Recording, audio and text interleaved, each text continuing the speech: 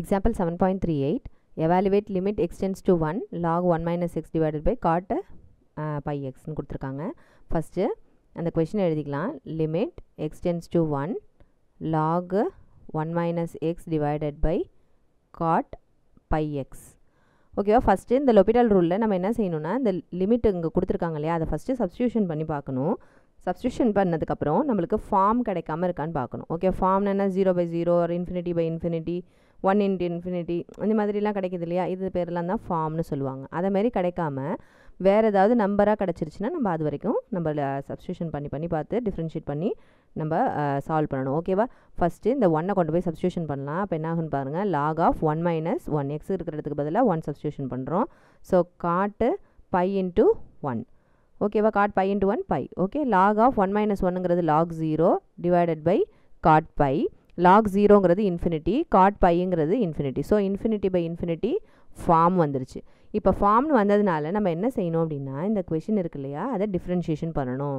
நம்ம இது மேலே ஒரு டேர்ம் இருக்குது, கீழே ஒரு டேர்ம் இருக்குது, u/v மெத்தட் போகணுன்னு போகக்கூடாது. என்ன செய்யணும், நியூமரேட்டரை டிஃப்ரென்ஷியேட் பண்ணி நியூமரேட்டரில் எழுதணும், டினாமினேட்டரை டிஃப்ரென்ஷியேட் பண்ணி டினாமினேட்டரை எழுதணும். ஓகேவா? இந்த லொபிட்டல் ரூலில் மட்டும் அப்படி தான் செய்யணும். ஓகேவா? அப்போ லிமிட் எக்ஸ் டென்ஸ் டு 1 நியூமரேட்டரை டிஃப்ரென்ஷியேட் பண்ணுங்கள். லாக் டிஃப்ரென்ஷியேட் பண்ணால் என்ன கிடைக்கும், 1 டிவைடட் பை, அங்கே 1 டிவைடட் பை அங்கே என்ன டேர்ம் இருக்கோ அது அப்படியே இங்கே எழுதிக்க வேண்டியதான். எக்ஸ் மட்டும் இருந்ததுன்னா நம்ம அப்படியே விட்டுடலாம். ஆனால் இங்கே என்ன இருக்குது, 1 மைனஸ் எக்ஸு. அதனால் அந்த ஃபங்க்ஷனை டிஃப்ரென்ஷியேட் பண்ண போகிறோம். அப்போ 1 டிஃப்ரென்ஷியேட் பண்ணால் என்ன கிடைக்கும், கான்ஸ்டன்ட்டை டிஃப்ரென்ஷியேட் பண்ணால் என்னது, 0 இல்லையா? அடுத்தது மைனஸ் எக்ஸை டிஃப்ரென்ஷியேட் பண்ணணும். மைனஸ் எக்ஸ்னு அர்த்தம், -1 இன்ட்டு எக்ஸ்னு அர்த்தம். அப்போ எக்ஸை டிஃப்ரென்ஷியேட் பண்ணால் 1. அப்போ அதுக்கு முன்னாடி என்ன கான்ஸ்டன்ட் இருக்கோ, அது என்ன நம்பர் இருக்கோ அது அப்படியே என்ன செஞ்சுக்கலாம், எழுதிக்கலாம். Divided by cot by x. Cot differentiate பண்ணால் என்ன கிடைக்கும், minus cosecant square by x. Cot எக்ஸ்னு மட்டும் இருந்ததுன்னா நம்மளுக்கு பிரச்சனை கிடையாது. ஆனால் காட்டு பை எக்ஸ்னு இருக்கு இல்லையா, அதனால ஃபங்க்ஷன் எகைன் டிஃப்ரென்ஷியேட் பண்ணும்போது எக்ஸுக்கு முன்னாடி என்ன கோஎஃபிஷியன்ட் இருக்கோ அதை அப்படியே எடுத்து எழுதிக்க வேண்டியதான். ஓகேவா? எக்ஸ் இன்ட்டு சம் நம்பர் இருக்குது அப்படின்னா அதை டிஃப்ரென்ஷியேட் பண்ணும்போது அந்த எக்ஸை விட்டுட்டு அதுக்கு முன்னாடி இருக்க கோஎஃபிஷியன்ட் மட்டும் எழுதிக்கலாம். ஓகேவா? அதான் ஃபங்க்ஷன் டிஃப்ரென்ஷியேஷன். ஓகேவா? இப்போ அது ரீஅரேஞ்ச் பண்ணிக்கோங்க. அப்போ என்ன ஆகுன்னு பாருங்கள், மைனஸ், இங்கே கூட மைனஸ் இன்ட்டு மைனஸும் கேன்சல் பண்ணிக்கலாம். ஓகேவா? மேலே நியூமரேட்டரில் மைனஸ் இருக்குது, டினாமினேட்டர்லேயும் மைனஸ் இருக்குது. ஜஸ்ட்டு நம்ம அந்த மைனஸை கேன்சல் பண்ணிக்கலாம். ஓகேவா? இப்போ என்ன செஞ்சுக்கலாம், ரீஅரேஞ்ச் பண்ணிக்கலாம். 1 டிவைடட் பை 1 மைனஸ் எக்ஸுங்கும் போது என்ன ஆகிடும், இந்த 1 மைனஸ் எக்ஸுங்கிறது டினாமினேட்டரில் வந்துடும். அப்போ என்ன ஆகும், லிமிட் எக்ஸ் டென்ஸ் டு 1 டினாமினேட்டரில் என்ன வந்துடும், 1 மைனஸ் எக்ஸுங்கிறது வந்துடும். எகெயின் இந்த பையங்கிறதும் இங்கேயே வச்சுக்கோங்க.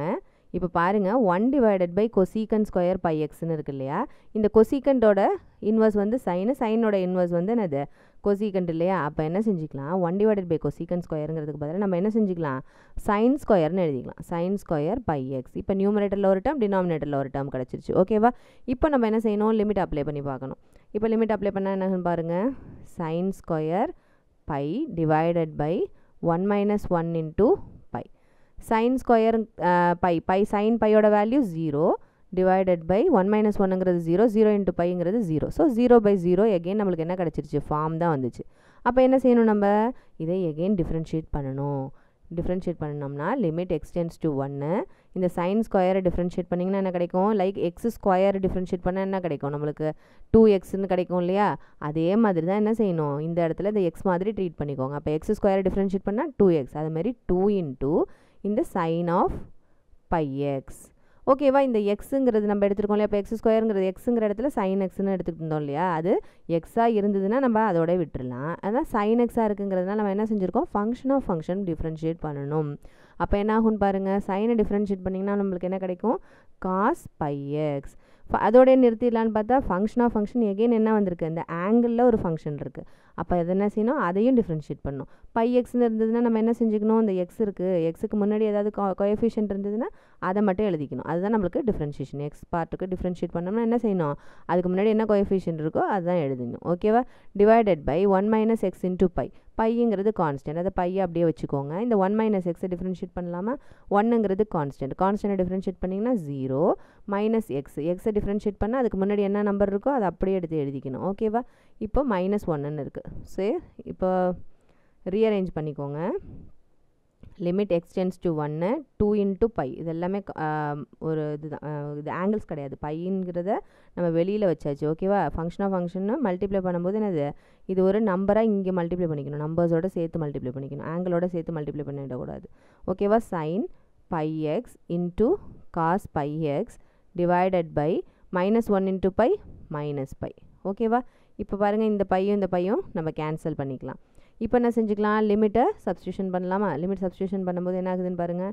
2 இன்ட்டு சைன் பை எங்கெல்லாம் எக்ஸ் இருக்கோ அங்கெல்லாம் 1 சப்ஸ்டியூட் பண்ணுங்கள். அப்போ பை இன்ட்டு 1ங்கிறது pi, again cos pi into 1ங்கிறது பை டிவைடட் பை -1. சைன் பையோட வேல்யூ நம்மளுக்கு 0ன்னு தெரியும். ஸோ 0வோட எந்த நம்பரை மல்டிப்ளை பண்ணாலும் நம்மளுக்கு என்ன ஆன்சர் கிடைக்க போகுது? 0 டிவைடட் பை -1.